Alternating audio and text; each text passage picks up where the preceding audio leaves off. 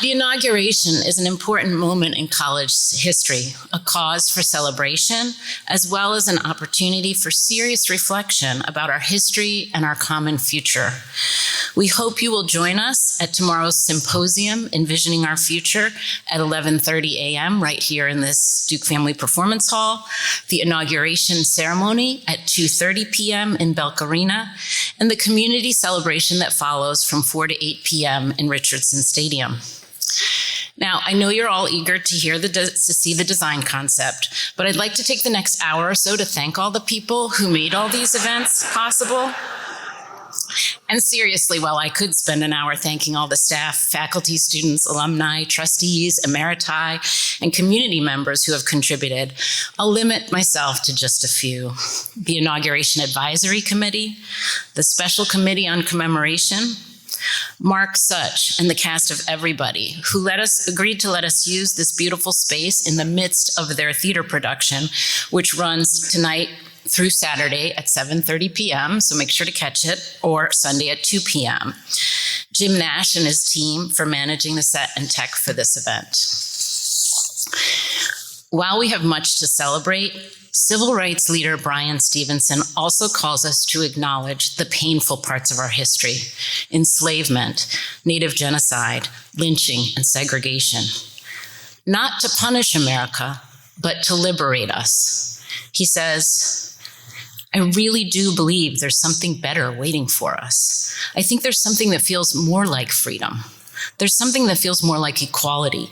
There's something that feels more like justice that we haven't yet to experience in this country. And if we are committed to this idea of America, if we believe in this idea of America, then we ought to figure out how we're going to get to that promise that we have been denied because we have been unwilling to acknowledge the past. That's the beauty that awaits us if we're willing to take that step. In unveiling the commemoration design concept today, we take an important step toward committing to the idea of America and the ideals of Davidson College. We take a step toward acknowledging the past and discovering the beauty that awaits us. And now, Doug Hicks, the 19th president of Davidson College, will introduce our panelists. Thank you for coming.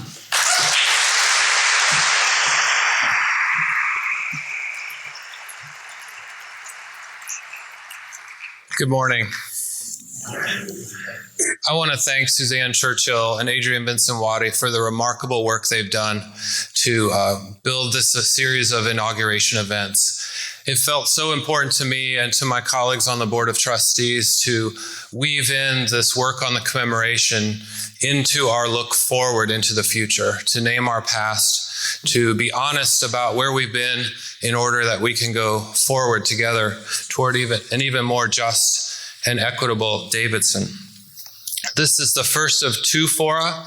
There will be another one at 11:30 tomorrow in the same place that will be called Envisioning Our Future, where we'll connect to today and we will look forward with faculty and alumni about where we're headed as Davidson and as a society and what higher education and the liberal arts has to do with all of that. Today's panel is an amazing opportunity to meet the artist and the architect, the key architect who are putting together this project in partnership with Davidson College. I have been proud as an alum over recent years to see what Davidson College has done through the Commission on Race and Slavery, of which this commemoration is a vital part. So too are parts like building our faculty with excellent new colleagues like Dr. Hillary Green, the James B. Duke Professor of Africana Studies and History, and a number of other colleagues joining us. And we're expanding our curriculum to look back at our history and to look at community, justice, and equality in today's society. Enslaved persons played a vital role in the building of this campus. When we look at Phi and U Halls and Oak and Elm Rose and the President's House, we see bricks that were fired by enslaved persons, and likely the volunteer laborers who put those bricks together into structures were local enslaved persons as well. We need to name that history, to look forward by looking backward at the same time. The site will serve as a campus destination. I talk about it as a pilgrimage site to which people will come to have an experience, to understand conditions of dehumanization so that we might look forward together to the dignity of membership. Earlier this year, I was able to walk the site with Dr. Hillary Green to see and touch the bricks. And of course, to note that I live in one of those 5 structures as well. It is a moving experience for me as an alumnus who in the late 80s used Phi and U-Hauls a number of times and had no knowledge or awareness that these buildings had been constructed by enslaved laborers. The fact that I was oblivious to that as an alumnus is itself telling about where we were as an institution and perhaps me as a student. I'm proud of where we're moving to name that history so that we might be more aware. And I'm really proud now to introduce 4 fantastic panelists so that we can talk about the commemoration. Please welcome our panelists.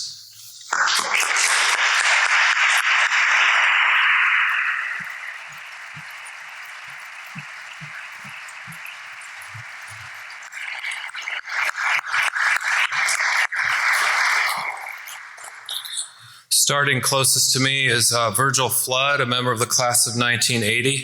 He's an extraordinary leader for Davidson. One of only a handful of Black students in his graduating class, Virgil's committed to ensuring an equitable and inclusive learning environment and learning experience for current and future students of color at Davidson.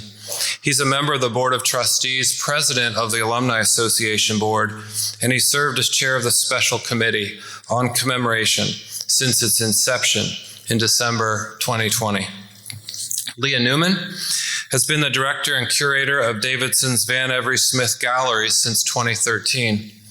Part of her role is focused on managing the college's extensive art collection, including outdoor sculpture. Leah has curated numerous highly regarded exhibitions during her tenure, examining issues of race, difference, and belonging. She believes in the power of art as an instrument of social change and serves as staff liaison to the Special Committee on Commemoration. And now, Hank Willis Thomas and Malcolm Davis. Hank and Malcolm represent the exceptional creative team selected for our project. In addition to Malcolm and Hank, their talented colleagues from Songha and Company and Perkins and Will are displayed on screen. They're on the screen. Hank Willis Thomas is a conceptual artist working primarily with themes related to perspective, identity, commodity, media, and popular culture. His work, including permanent public outdoor pieces, has been exhibited throughout the United States and abroad. Malcolm, the team's design project manager, is based in the Charlotte office of Perkins and Will. Malcolm's work is shaped by a community engagement process that allows multifaceted stories to become significant elements for a project. He encourages diverse perspectives to create meaningful designs that reflect the history and context of place. Please join me in welcoming this outstanding panel.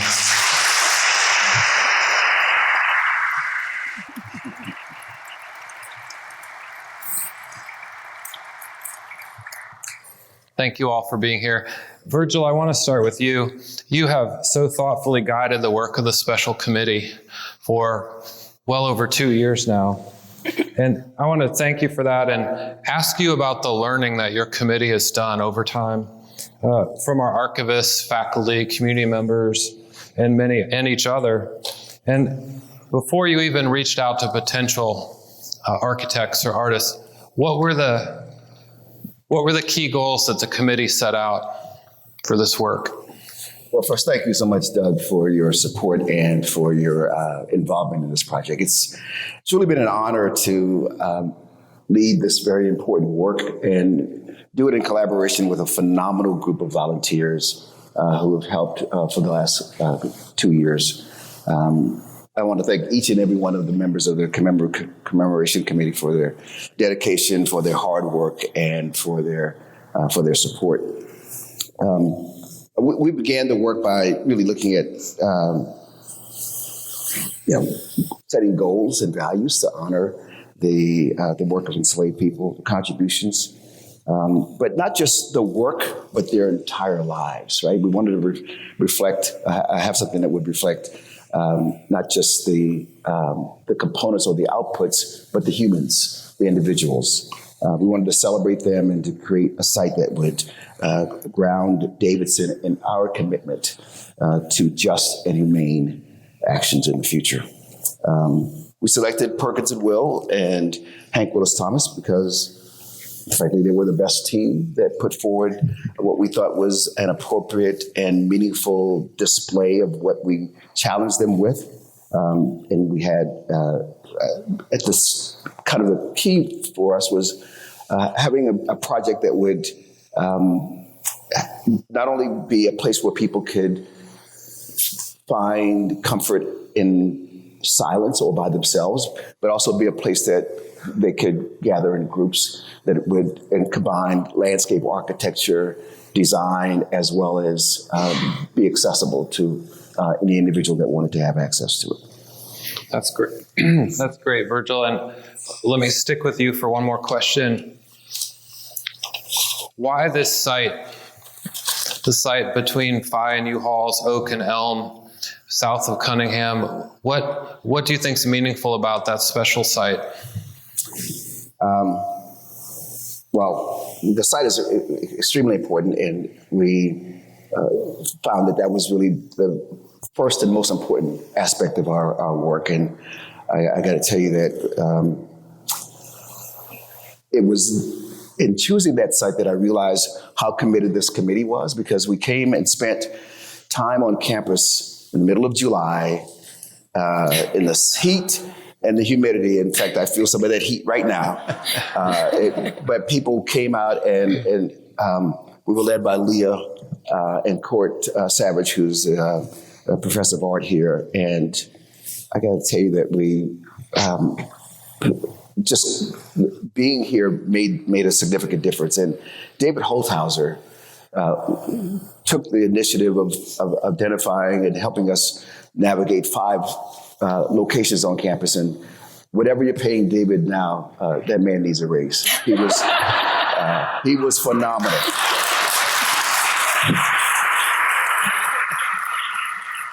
Thank you, Virgil. I think it's time to move away from you. I'm not quite done. Okay. So some other people that need raises as well. But the site is home to what, as you mentioned in your opening comments, one of the remaining original buildings on campus. So we know that Phi and U-Hauls and Oak and Elm were probably, the establishment of what was the old campus. And we have an invoice from the archives that shows that there were 250,000 bricks that were built, created by what was described as by enslaved people whose labor was loaned or rented to the college by their enslavers. Loaned or rented. I mean, let's be honest. Their labor was stolen for the benefit of Davidson College. And for the most part, those people's names may never be known. And because Black people, frankly, were not allowed on campus, we wanted a space that we knew would be visible and accessible to the community. We wanted a space that people would feel comfortable, not here or nearby, but we wanted to be close to the Davidson Black community. Mm-hmm. That was important to us. We want the townspeople to feel like this is a place that they could gather and participate in and be a part of, and that drove a lot of the decisions. Thanks, Virgil. And it is true, there are no fences around campus. There have been social and racial barriers over time, but the visual sightlines to Main Street is really important, and a person doesn't have to come into the heart of campus or to walk far to see it. People will drive by and be on Main Street and be able to see and be invited into the space. That seems really, really important. It was.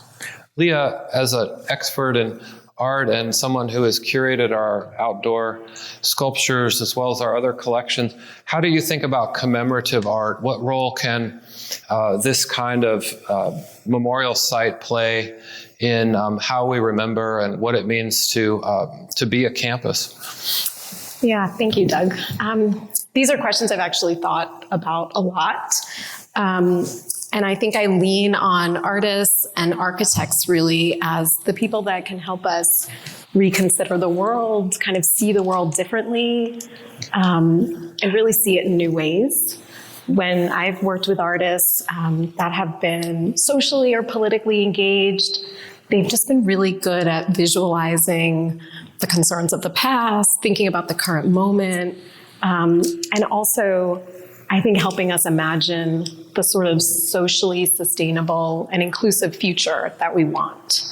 So to think about the sites, I'd like to ask you actually to think about a site that maybe was really important to you, a commemorative site that you have been to that impacted you. I often come back to the Vietnam Memorial in DC because it was the first site I remember visiting as a child, or the Memorial to Murdered Jews in Berlin. That feels really important to me. When you approach those sites, sometimes you're entering as an outsider, or you think you might be an outsider. Sometimes you're approaching as an insider. Maybe your family is being recognized, their legacy. Maybe you feel really connected to the history. But if it's a site that has impacted you, my guess is that you have sort of both some kind of academic or intellectual experience, but you also had an emotional one. That you learned something about the history, but you also learned something about someone or something that you didn't feel connected to. You felt some sort of empathy. And that was actually a really important starting point, I think, for our committee to think about that sort of combination that really makes for a well-thought, sort of executed commemorative site. And then I'll just want to say one more thing about art on campus. I feel like when we have gathered in the galleries around a piece of art, even when we're talking about something really difficult, the conversations seem just a little bit kinder maybe, or thoughtful. They're definitely not easy. And I think my colleagues in the arts probably all across campus feel this way. There's just something different that happens when we gather together. And I think that reckoning collectively is really important for, it can be a really important catalyst for change and for healing. Thank you, Leah. I remember just last year going to the National Center for Peace and Justice in Montgomery with my class and with the Reverend Dr. Avis Williams, who is somewhere in the audience. And it was a powerful intellectual and personal experience to see the lynching memorial. And it was those combinations and the sense of place that made such a difference. Malcolm, I'd like to turn to you, and as I've gotten to know the cultural and civic portfolio of your firm and your own work, I know that engagement by the community, understanding communities and engaging them is such an important part of your work. Can you talk about why that's so vital in your process? Sure. And thanks also for having us, and good morning to everyone as it still continues to be morning. We're happy to be a part of this, and it is, Doug, a part of a continuum of work for us. And our process is one that is very inclusive, and we find that the projects, be they museums, cultural entities, or memorials, where we work in collaboration with a host of artists and other creative people, are enriched by the many voices that are brought into those conversations. And there's largely something missed when we're not able to sort of have those folks kind of come into the tent. And we like to encourage our clients, our owners, and our stakeholders to find creative ways to make sure that those voices are being heard. There's a lot to be said for sort of the gradation of engagement of those folks, and sort of how you may find interesting ways to involve them, Sometimes it's in group settings. Sometimes there are strategies around sort of tapping into the matriarchs and patriarchs of community to be able to sort of endorse you and to validate what you're doing as a way of then sort of sprinkling the word out to get people involved. And so that's a very important part of our process. And we find that validation also helps for healing, the healing that you guys have spoken about. So often these memorials have a lot of that sort of angst and pain, even before the pencil drops to paper or something is formed, in his case, that there's a lot to be discussed and talked about before we get to that point. So it's a critical part of the process. Thanks very much, and I'm glad you're local in Charlotte, so I know we'll see a lot of you, and as we continue with the getting from concept to design to implementation and construction. Hank, I want to turn to you. We're honored that you also are part of the project, and you're one of the leading conceptual artists working today anywhere. And I just wonder if you could talk about what drew you to this project, to our Davidson project. Well, thank you and congratulations on this historic moment in the college, and also imagine epic moment in your life. Thanks. Looking forward to getting my Doug mug so I can commemorate this moment as well. All right. What drew me to Davidson has had a reputation that I've always been curious about for a long time. Since I was in high school, there was just the way in which people spoke about having gone here or choosing to go here. I was very kind of curious. But when I first saw the application for the call for proposals for the memorial, actually there were multiple people who I knew who were applying or thought that it was important that the studio submit an application. And really, I probably was more drawn out of a sense of responsibility, because this is a call to action to the future. Everyone who is alive is mutually invested in the future, whether we acknowledge it or not. And so when these proposals happen, there's actually setting a milestone down the road for us to gather. And I would like to be there. And so I'm not sure where it will lead. I also know that the spirit that's driving these pursuits is a spirit that has been alive and will be thriving because of our work. Well, thank you. And as we look forward, you'll play a vital role in that. And we just look forward to more time with you and developing those ideas into the finished product. Your site, or your concept for the heart of this memorial site is with these hands, open hands. It could be working or in prayer, being open to others. You see the manual labor. Could you talk about your sense of the importance of art as the heart of this kind of reflective practice on the past? What role can art play in healing, in justice, and restorative work? Yeah. I always like to point out that most of what we know about past civilizations is a result of the art they made and the crafts they made. And so that's what I think about us talking to the future, right? That we often forget when we walk into these beautiful and austere and buildings, that they were made with the minds, but actually physically, often with the hands of people who sacrificed a lot, who were exploited, and many times in this context enslaved. And that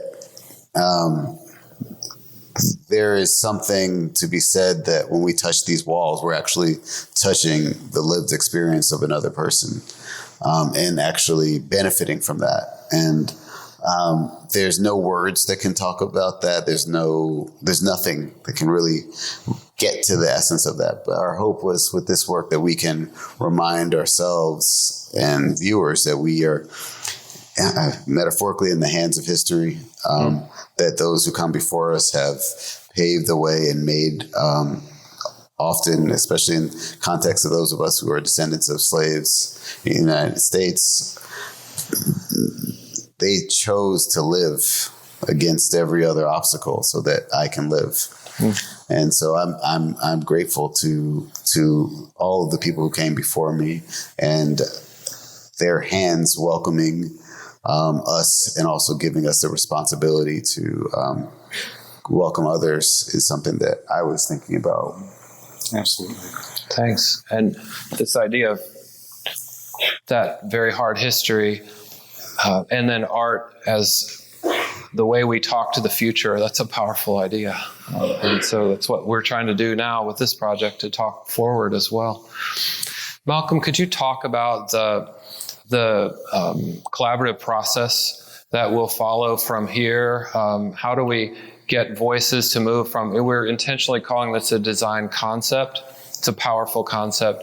But I know you and Hank and the commemoration committee, all of us want more, even David Holthauser, want more community input. And could you talk about how we might move ahead with that?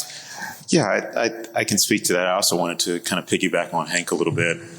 This notion of hands for me, I think there's an unfortunate commonality with Virgil, Hank, and myself in that we do sort of have those more direct linkages to people who were in some capacity forced into these labor scenarios. But they have other sort of connective componentry with everyone ostensibly in the room in terms of how those legacies and how those things sort of overlapped and what part hands played in all of that. And the extended piece that comes to mind from what he talked about is that, even once you look beyond sort of the hard labor, was where hands played a part in cooking on this campus, or preparing sheets, or cleaning, or even taking that Davidson student sort of under their arm in a way, because they had familiarity over the years with seeing that person be a part of their residence hall or their kitchen. And hands were involved in all of that. And those same hands then went home to places in this community to conduct other sort of loving things.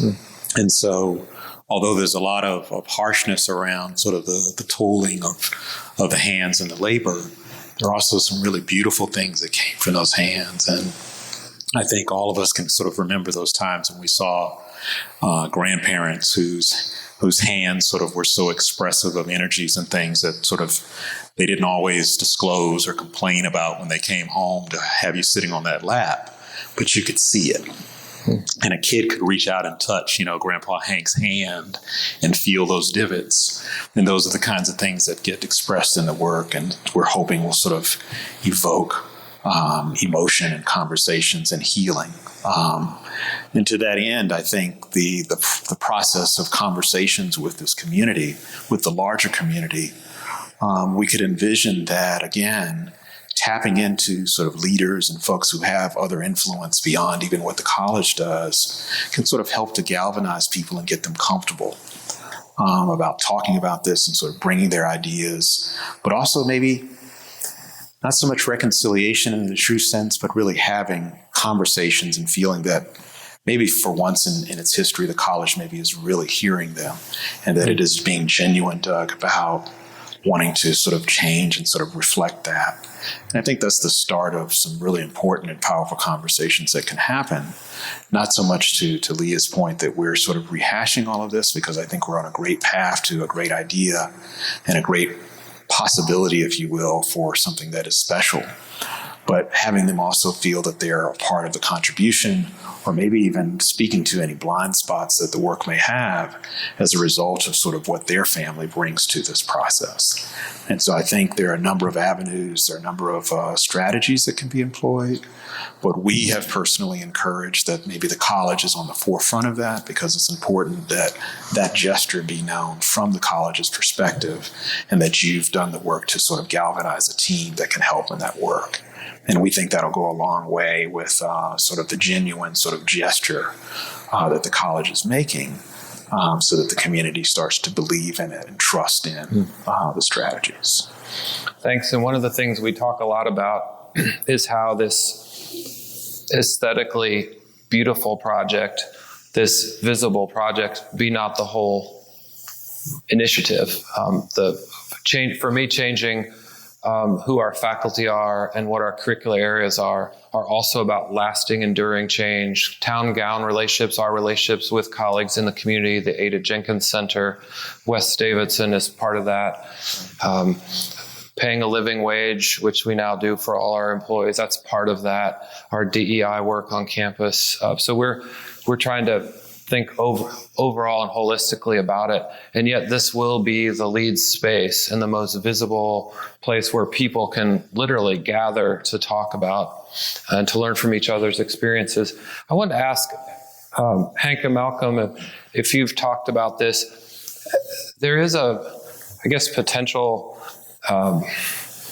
critique, if for lack of a better word, of the ways that African Americans, in particular, people of color, have been reduced to their hands as manual laborers or called common hands. And in what ways does the beautiful reference to hands represent all of the human person? And to say that we're not reducing people to their labor, their manual labor.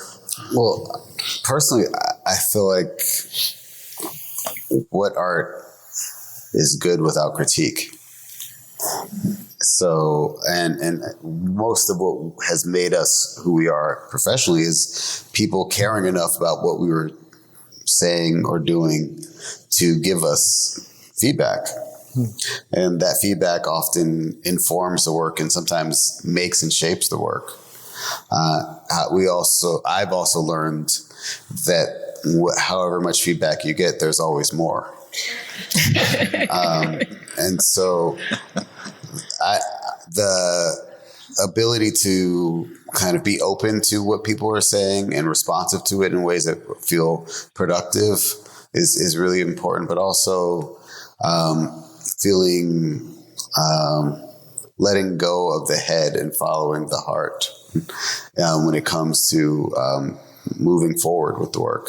And creativity, I did want to say something else about what's happening in this moment with school, especially, is we often forget the role of creativity in learning, in education. We forget that all forms of storytelling are creative, that all forms of representation include creativity. There's no photograph or sculpture that can embody the human spirit, right? So everything is to some degree reliant upon the viewer's ability to read into and build out a more full narrative of whatever story is being told. In the context of this work, when I think about Bill Withers' song "Grandma's Hands," which is definitely one of the things that I think about, or Mahalia Jackson talking about "With These Hands," and the title that we chose, "With These Hands," is really about the people who, like, with these hands,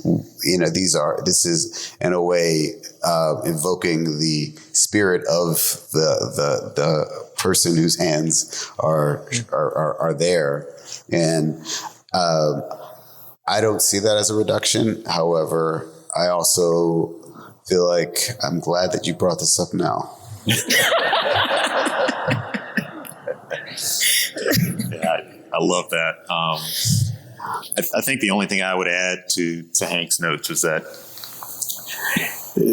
to me, there's tremendous success and the potential of success around sort of what those hands reflect and memorialize. And I think they do reflect so much more than just the hands, even in the sense of gesture, sort of how they would be positioned and sort of the memories that might come along with those, or what's evoked by sort of seeing them or experiencing them or having them even larger than life in a way.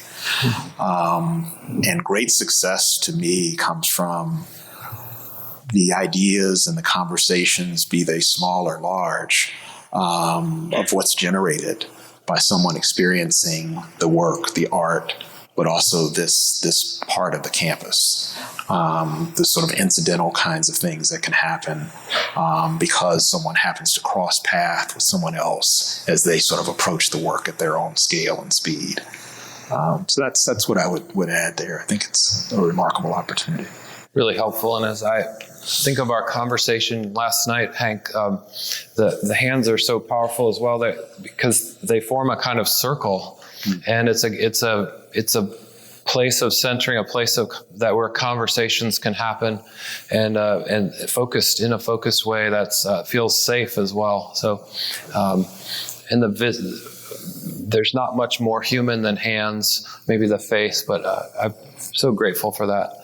Leah, I wanted to ask you about, as you've helped curate the entire outdoor sculpture collection, our artistic collections overall, how do you see this piece fitting in with the overall campus environment? Yeah, so we've really, for the last decade or so, have been thinking about the whole campus as gallery, kind of pushing out from the space at the Visual Arts Center. And so you can't really walk anywhere without interacting with a work of art. But it's not just about integrating art into everyday life. It's also been really important to think about the messages that the work sends. So a lot of the works on campus, especially in the last 5 or so years, have really been focused around communicating a message of belonging for students, for faculty, for staff, and for the larger community. So I see this as being an addition to that, a really positive addition. But I think one thing that this project will really push is it's not just this incredible sculpture at the center that you have designed, but it's also the intentionally designed space that the Perkins and Will team is working on, that it's really about creating a new gathering space for us. And we don't know what's going to happen in that space yet, but it's up to us. It's for the community to program and use the space. And it's really about the rituals and events that start to take place there.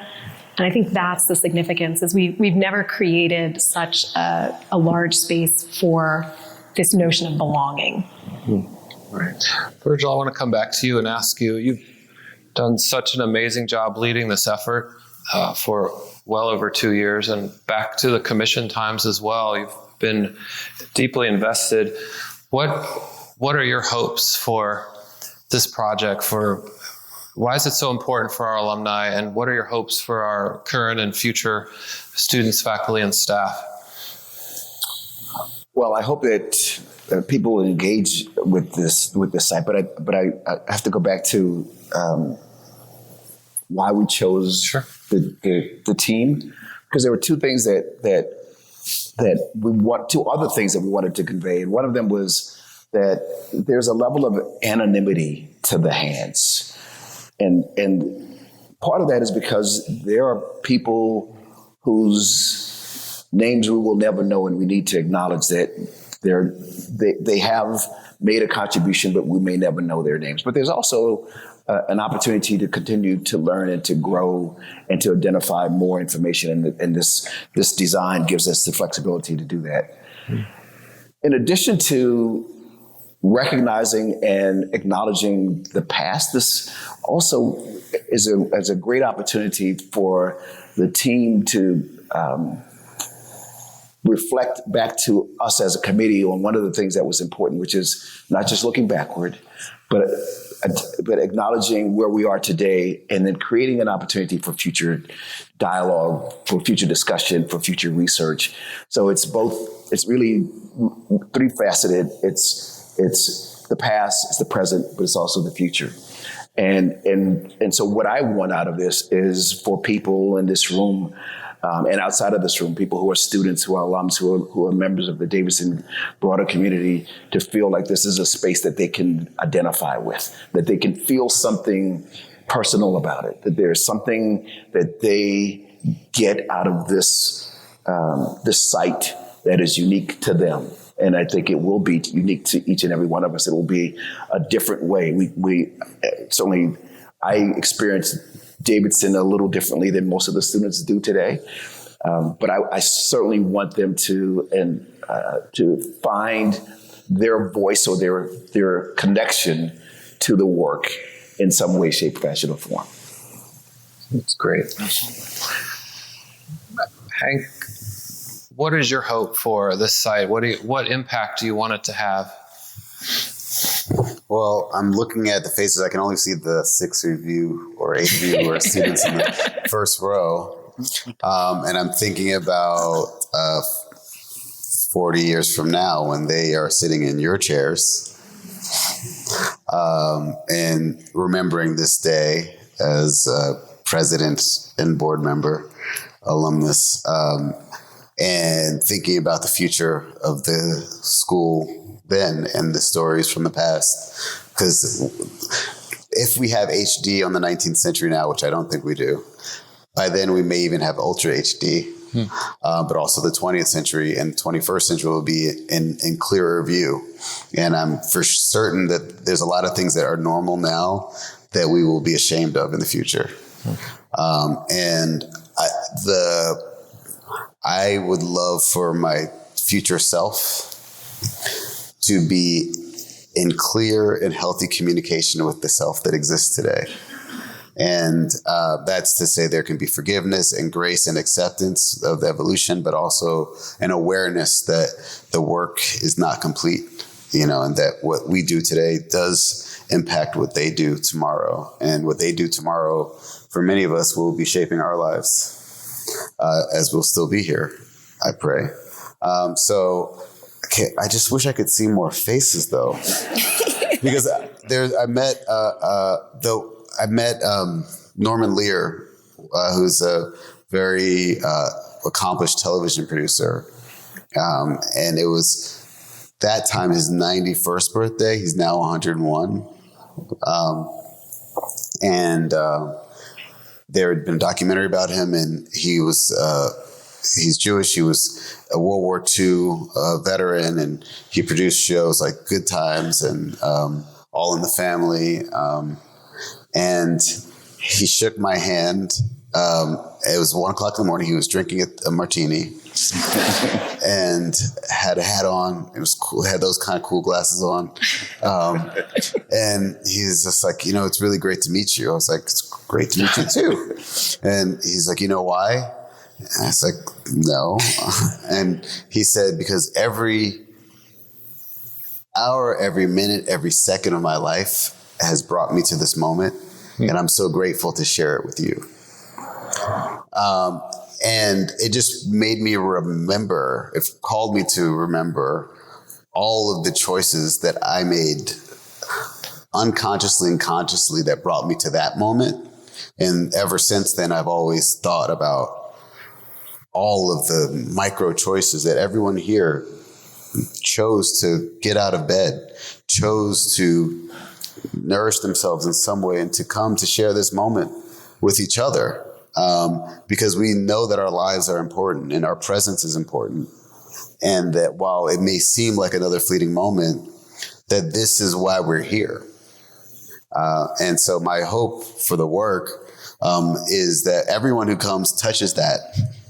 And there's an awareness that our presence on the campus and our presence in touching this commemorative sculpture to people who have paved the way for us, literally, will be a gateway, but that we step through consciously every moment and invite new people to the campus to tell those stories about them, but also about us.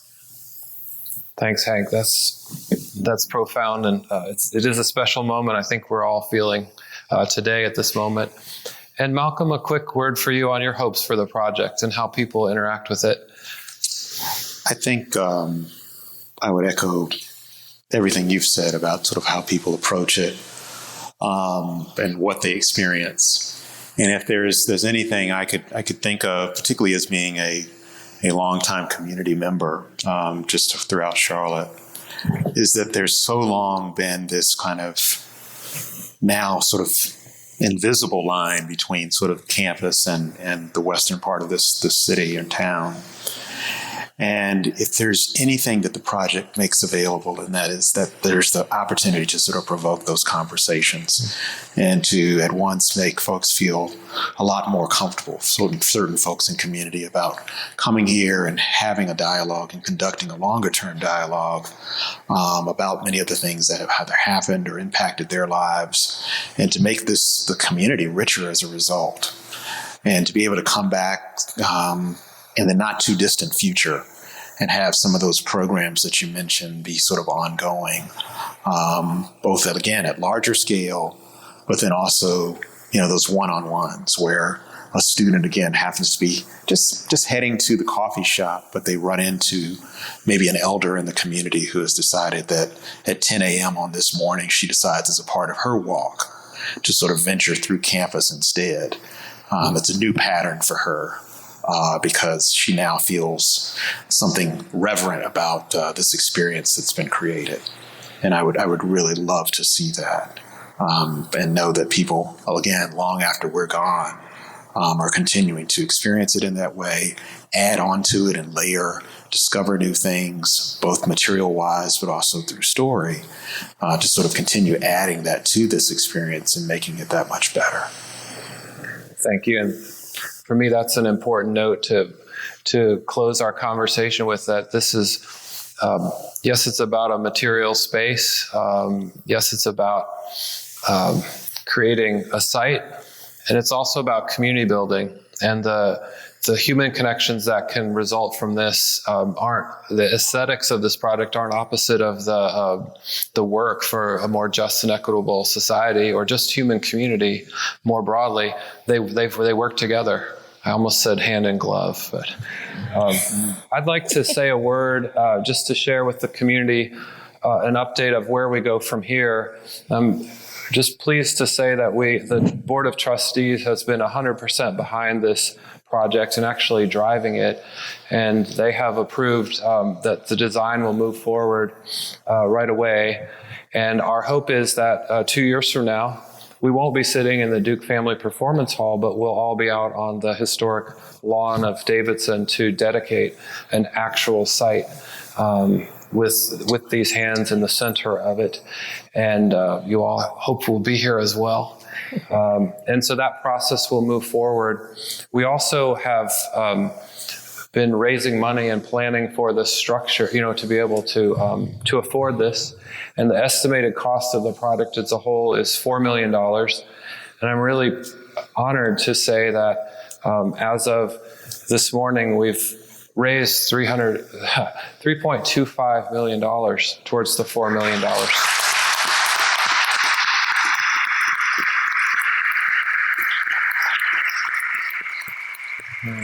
And so, Thank you very much. thank you.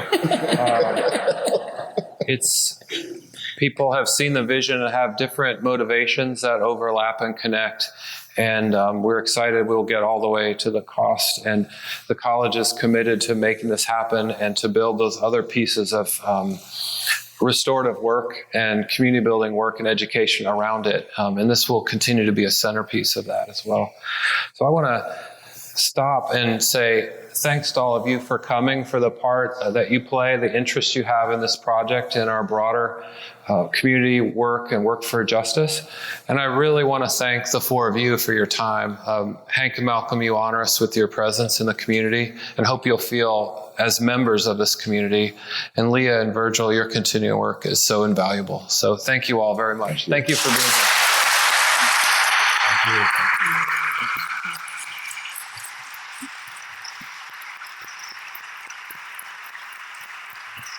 Now you can see faces.